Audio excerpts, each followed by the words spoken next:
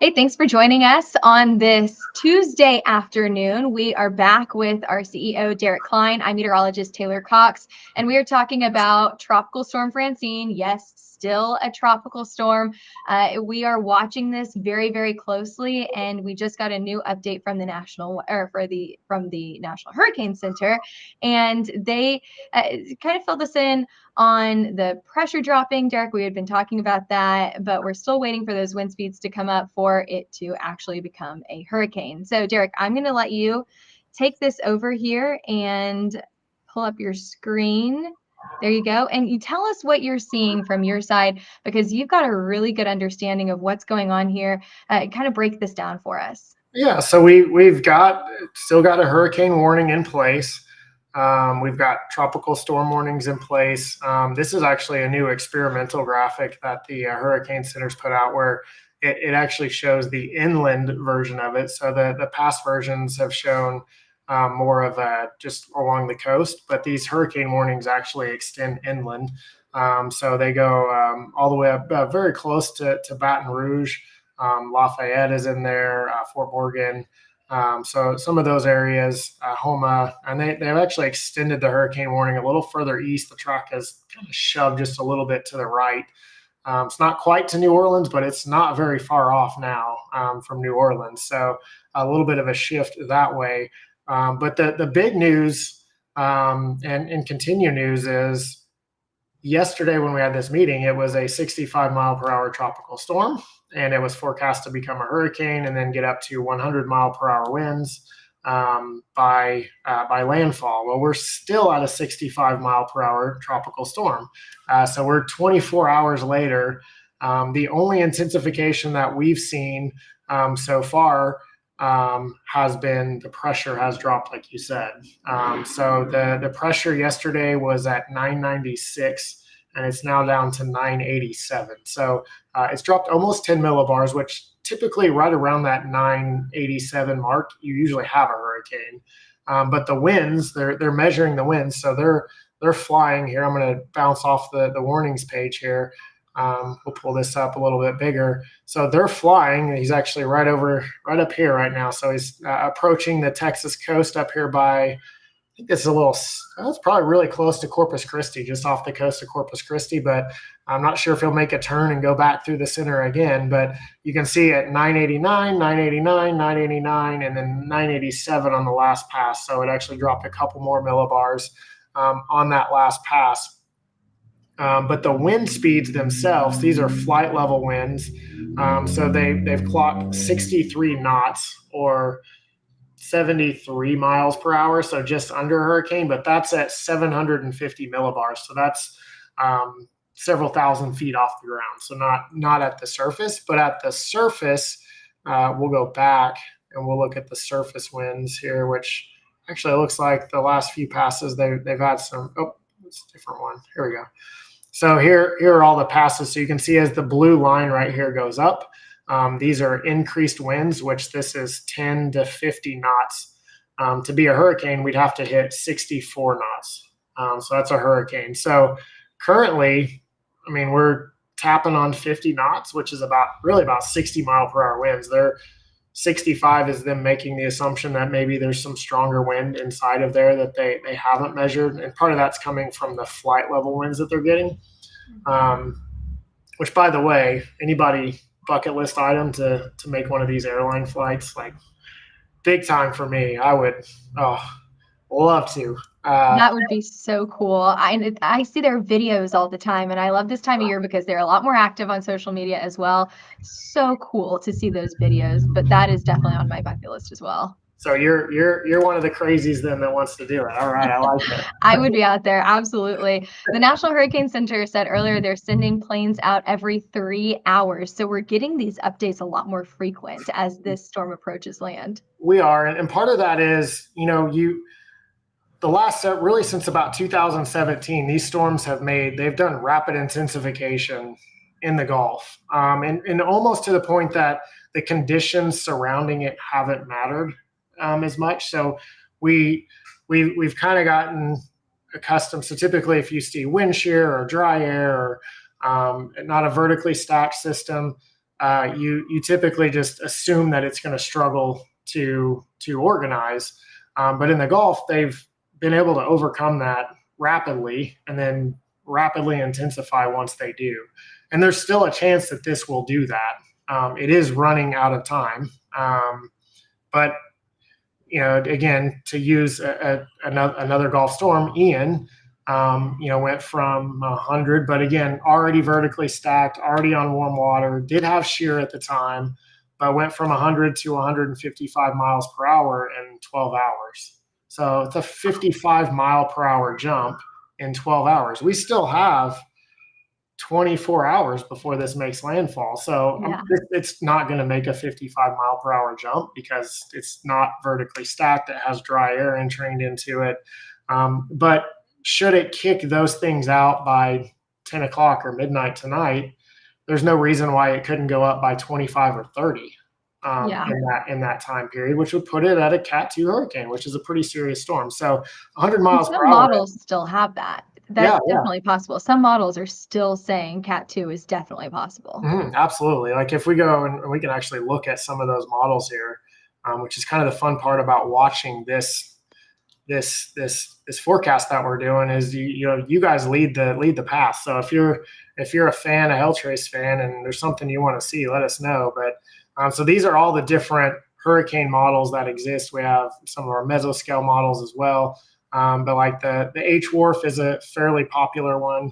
And so here it is. But so here's the first problem, that again, take this into account. But the H-Wharf at 18Z or at 1 o'clock initialized at 981 millibars. We're at 987 right now. So we're actually 6 millibars higher 3 hours later. So like we could see like where does it go? So this is this is at 5 o'clock. So this is about in an hour. It's at 979. So we're probably not going to make it to 979. So it's probably doing a little bit, little much on there. Overdoing it just a tad there.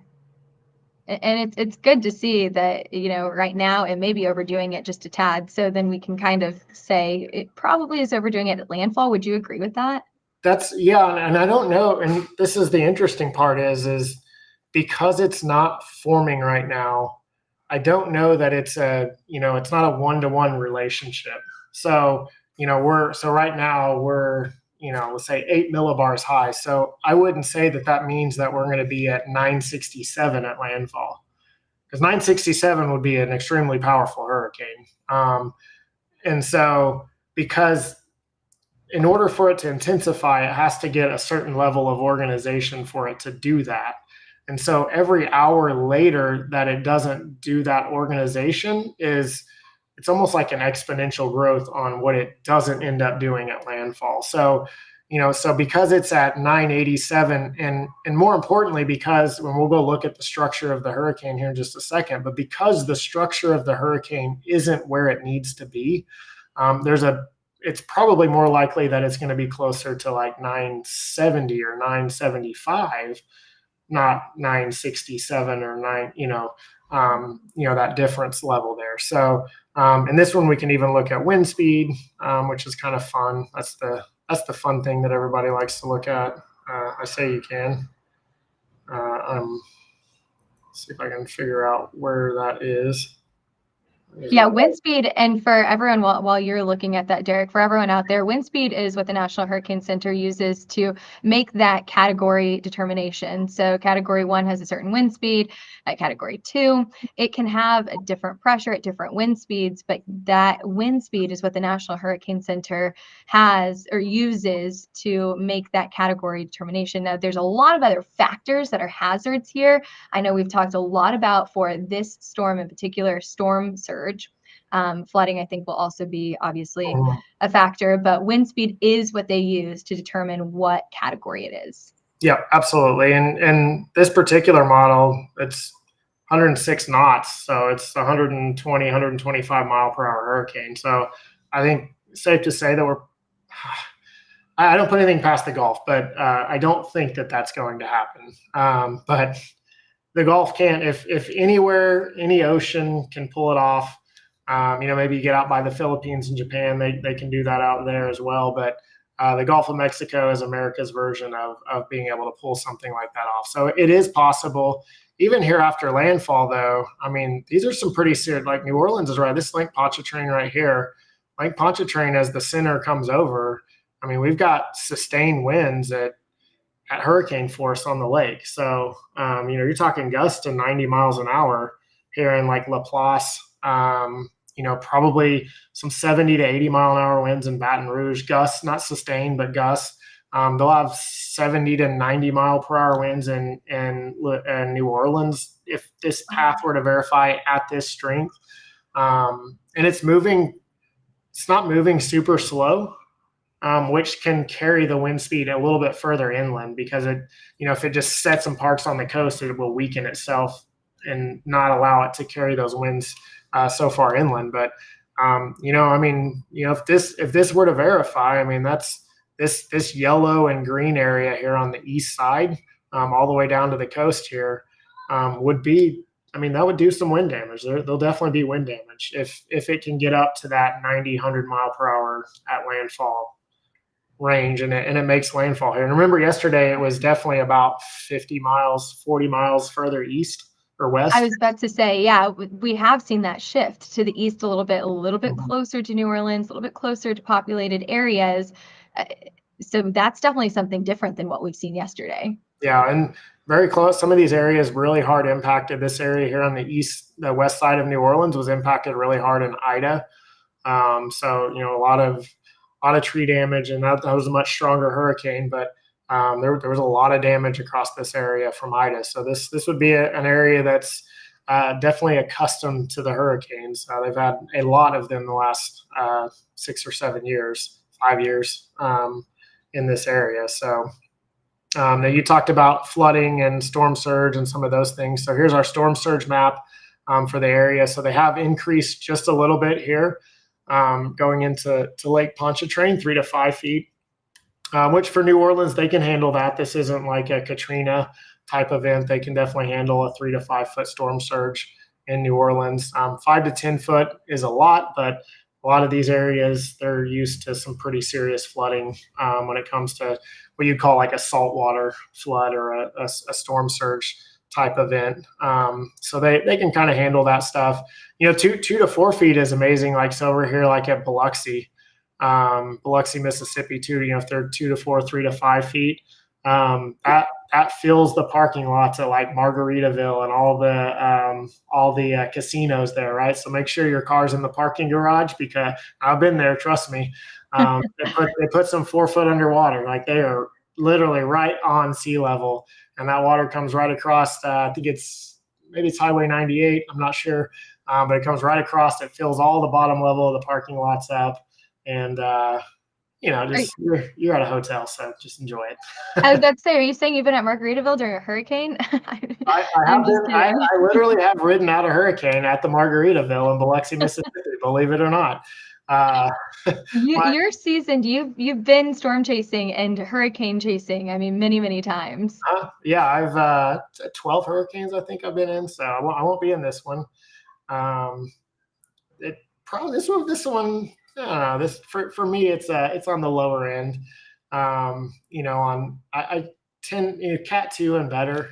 They're a little fun. Cat 1s they're pretty low end for me, but that doesn't mean you shouldn't take them serious if you're there, because there's a lot more to it. When I'm there, I'm in a safe structure and safe areas, planning out different areas. So, but if you're if you live in a house with big trees around it, right, 90 mile an hour winds take down trees, and a tree could fall through your house. And what do you do when a tree falls through your house in the middle of a hurricane? Where do you go? Yeah. Right. Well, So that's the tough. That's why we evacuate, or for those types of reasons. absolutely. And I know that, I mean, today is the day to evacuate. By tomorrow, we've got this thing making landfall. So today is the day, definitely. If you have any last minute preparations, this truly is the last minute. You've got to get those things in place, because by now we're probably seeing a ton of rain down there. We've also got those high winds picking up later on tonight into early tomorrow morning. So that's definitely, this is the last minute to make sure that you've got all of your preparations in place. There's the rain. Yeah, here's your serious rain. So the red is 8 to 12 inches. Now, obviously that's 12 to 16 inches. That's off the shore, but onshore we have 8 to 12 and a large area of 6 to 8 inches all the way up into Mississippi. So there's going to be a lot of rain, 4 to 6 inches all across the Gulf Coast, essentially. So a lot of rain, coming with this system as it comes on shore. So, I think from what I've heard, New Orleans can take a couple inches the first hour, and then like an inch of rain per hour after that. I think they'll probably be okay. But again, you're going to have some serious wind. You're going to have power outages. Again, what happens if a tree falls? It's those weird one-offs. The chances on this level of a hurricane of having a life-threatening situation are probably lower than a stronger hurricane. But again, it's one of those. If it happens, you don't have any recourse. There's nothing you can do, so you're stuck. So that's why we evacuate, is to be able to kind of move out of some of those things, some of those scenarios. Absolutely. Well, I know we talked about the wind. We've also talked about the flooding, but I wanted to also mention that area of the potential for a tornado. We already saw this morning a tornado warning down in southern Texas just by an outer band, and that was on the northwest quadrant of this storm, or maybe even the west side of the storm. Yeah. So what we often see, that biggest tornado risk to be on the northeast quadrant of the storm, which is right near New Orleans, and then the eastern side of Louisiana. So I know that that's going to also factor in to the potential damage. It's going to be much more isolated, but still we could see that damage from tornadoes maybe late tonight, early tomorrow morning, and then into tomorrow. Yeah, and so there's where we're looking at right there. So again, Florida Panhandle, Mobile, Biloxi, Gulfport, New Orleans, Laplace, that whole area. That's a pretty significant. There will be tornadoes tomorrow across this area. So tornado watches will probably be issued sometime tomorrow morning across this area as some of these outer bands get a little bit closer to land. And there again, these will be not your typical tornado that you're used to in severe weather. These will be moving from the southeast to the northwest. And many of them will be moving at 60 to 70 to 80 to even 100 miles an hour. Like, these tornadoes move. You can't chase those. That's going to outrun your car. You can't chase those. Yeah. And then they're hard to prepare for. A lot of times they happen. They spin up really fast. You have very little warning. They will issue tornado warnings, but there'll be very little warning. And again, if it's 10 miles away, it'll be there in just a matter of minutes. So it's not like a typical 35, 40 mile per hour moving tornado where you've got 10, 15, 20 minutes to prepare for. These they're on you before you even know it. So that's another hazard that also you can't rely on the category rating for. What was Beryl category 1, and it produced over 50 something. I could have that number wrong there. Tornadoes across the U.S. So that it doesn't matter what category this is. We could still see the significant tornado potential right. tomorrow as well. It definitely was. Beryl produced a lot, and that was I think it made landfall. I think initially they said 80 miles an hour. So this one has a potential to be stronger than that. So with this frontal system that's in play, just to the north, we were talking about this earlier. There's a stalled out frontal boundary to the north. This trough is going to so there's a big trough out here in Texas that's going to kind of lift it up and push that, but these bands will be feeding into some version of that frontal boundary, which can increase some of the shear and convergence that you have along that as well. So we could see an increase in tornado activity because of that. I'll be kind of curious to see what role that plays in this system, but I wouldn't be shocked to see maybe an elevated number of tornadoes. A typical tropical system will produce 10 to 15 tornadoes. But maybe this one does a 30 to 40 tornado. We'll see. But I wouldn't be shocked because of that. So that's interesting. Okay, I know I interrupted you earlier whenever you pulled up shear. Yeah. Do we want to go back So to that? I yeah, was so talking we about can something look. else, I think. Yeah. So we've got the shear. So we said, again, yesterday I said this trough was going to move away. And so but the way I explained this graphic is the colors. So the red and the orange are very high shear. The greens and the blues are very low shear. And then this chart also does a few other things. So it takes a look at the shear for the last 24 hours and lets us know if it's gone up or if it's gone down. And so what it tells us, so the areas in the blue dots, those areas have decreased the amount of shear that is there. And the areas that are in this white, so you can see like this 30 white right here, that means the shear has increased by 30 knots in that location. And like over the Gulf here, it's decreased by 20 knots.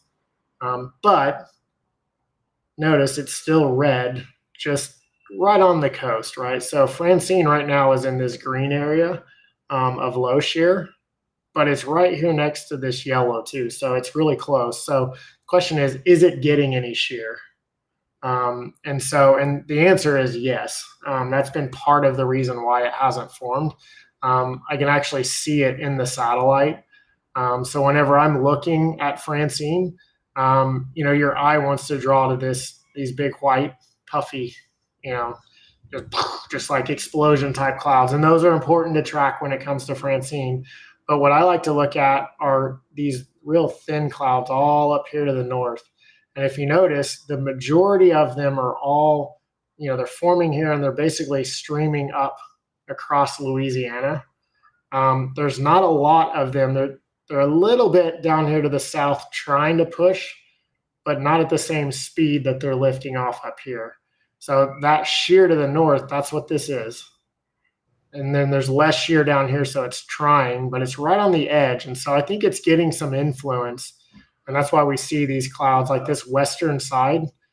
Notice there are no high clouds expanding out away from the center. Mm-hmm. And that tells me that there's shear infringed on the western side of this system. And I think it's allowed dry air to come into it. It's allowed just the system to not be completely vertically stacked. It has just a little bit of a lean to it. And so that's what you're seeing. You can actually see it here, that lean. So I took a couple of spots here, see if I can get more tabs open. So if we wanted to look at, then this is model data, so it is what it is. But if we wanted to look at a couple things, so the goal would be to see these wind arrows. So this is right on the outside, so where everything's moving northwest on the hurricane or the tropical storm. The goal would be to see all these arrows moving. If it's vertically stacked, they should all be moving in the same direction, right? So the wind is blowing in the same direction all the way up. All the way up the atmosphere. We talk about the atmosphere kind of like layers in a cake. In each layer, you want that wind in the exact same direction, all the way up through the atmosphere. Yeah. Now up here, we actually like this. This means really light, no shear, means high pressure is on top of the system. So that's good. What I notice is this little spot right here. So we kind of start to see that south tilt to the wind. Yeah, just kind of eat just a little bit of it. It's not a lot, but it's enough to say that it's not completely vertically stacked. They are not the same direction, right? So influence of the hurricane stops right up here. This is 500 millibars, it's way up there. So the airplane that we talked about, he's flying through about right here, 750 millibars.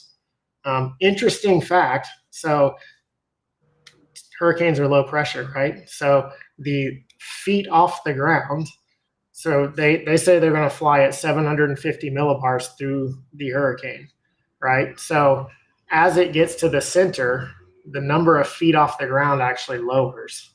So they're actually descending into the center because they're flying in millibars. So they're flying at 750 millibars, which I think this is the coolest thing ever. So like a really strong hurricane, by the time they get to the center of an 880 millibar hurricane, 880 millibars is like on the water. The surface, and, yeah. Yeah, so they only have 80 millibars of leftover space above them.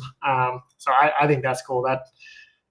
That shows my weather Absolutely. nerd. So Well, and that shows too, I wish I had a graphic for this, but that's what you're talking about there is if this is the eye of the hurricane and this is the outer edge of the hurricane, they're flying like that into the hurricane. So there's your dip. It's 880, let's say, millibars like that.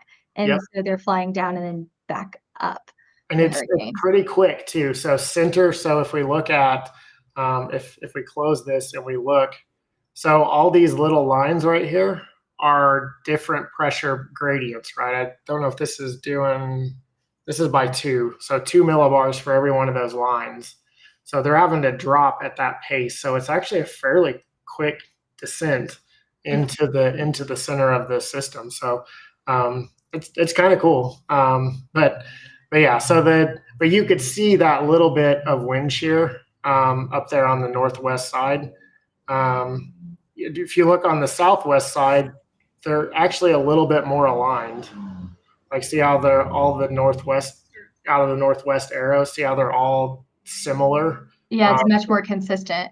A little bit more of a tilt up here, but at that point, it's trying to get that influence of that high pressure. We want it to evac the air out at the top. So it's kind of interesting to see. Again, you can tell that there's less shear on the southern side of the system, more shear on the northern side of the system, but it's definitely impacting the system itself. And you can see it on satellite. Now, I will say the last, I don't know. Let's see, what time is this? The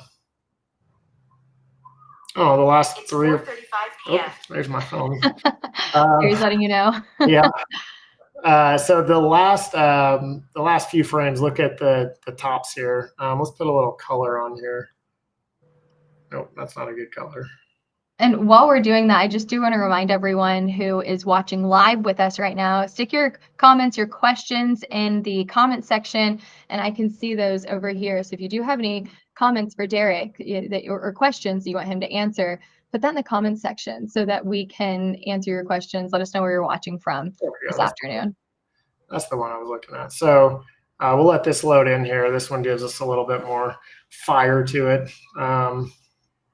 So the other one is really good for picking up details and things like that. But this one is really good for just letting us see the explosiveness of the thunderstorm. So the center is right in here. And you can see it's all white, black and white on the top here.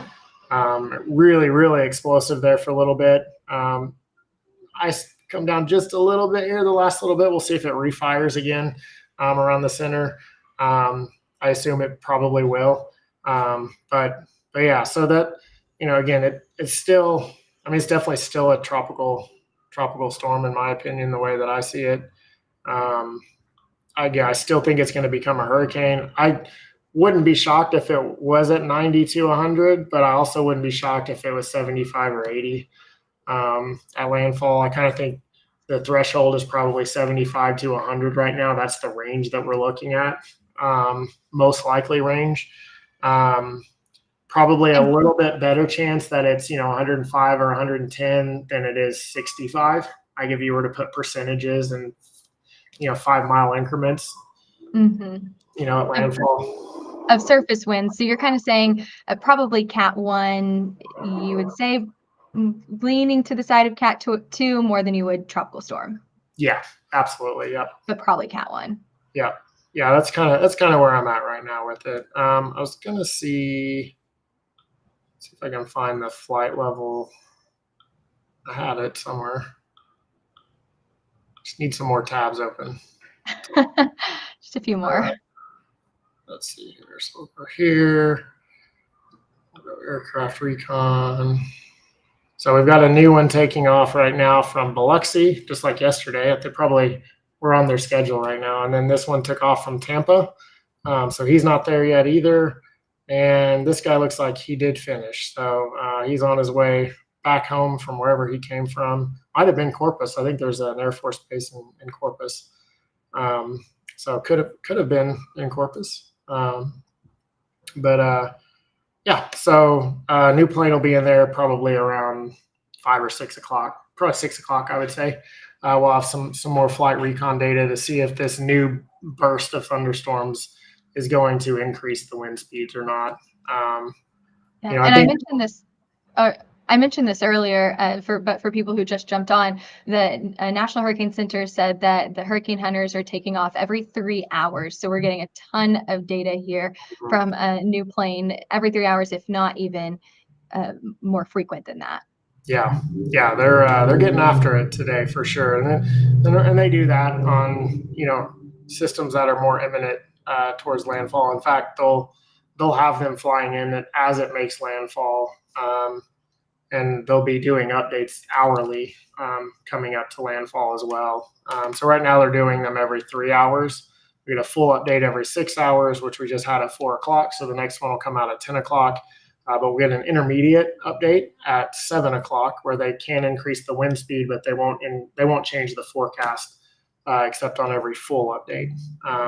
But we'll have 2 planes flying around inside of this thing for the next several hours, from probably 6 till 8 or 9 o'clock, maybe pushing 10 o'clock. I think they'll have two planes going back and forth, zigzagging. Hopefully they see each other. Well, and of course, whenever we get that update, we'll, of course, update everyone on our Hail Trace social media platforms as well. So hit that follow button if you haven't already. And you can even press that alert icon and it'll alert you when we do post. And so we'll make sure that everyone gets those updates as the National Hurricane Center puts those out. We are kind of at the end of our time here, Derek. So any final thoughts or final forecasts before we head out? No, I think the biggest changes, one is the wind speed hasn't changed, but the potential for higher wind speeds are still there. But the window of opportunity for them to happen is shrinking. The other biggest change is just a little bit of a shift to the east, which could mean more significant impacts for some higher population areas, including New Orleans. So there is a potential that we could see wind gusts in New Orleans over 80, potentially 90-mile-per-hour wind gust, which can definitely do some shingle damage, can definitely do some tree damage, power outages, all that stuff is definitely a possibility with this system. So impacts might, even though we haven't intensified, impacts might go up a little bit because of that eastward shift. So those would be the big takeaways for now. And maybe tomorrow morning, depending on the way this thing works, maybe we can do an update tomorrow morning. Landfall should be probably about this time tomorrow. I bet we'll have landfall. Yeah, great. Absolutely. So we did an update yesterday. We can do one tomorrow as well. So make sure that everyone's following us on here. We will keep everyone updated, and we appreciate everyone joining us today. Derek, thank you for your time. Yeah, thank you, Taylor. It's fun. All right. We will see you guys back here. And we also have a noon forecast every day at noon. So make sure that you follow us for that as well. Okay, we'll see you.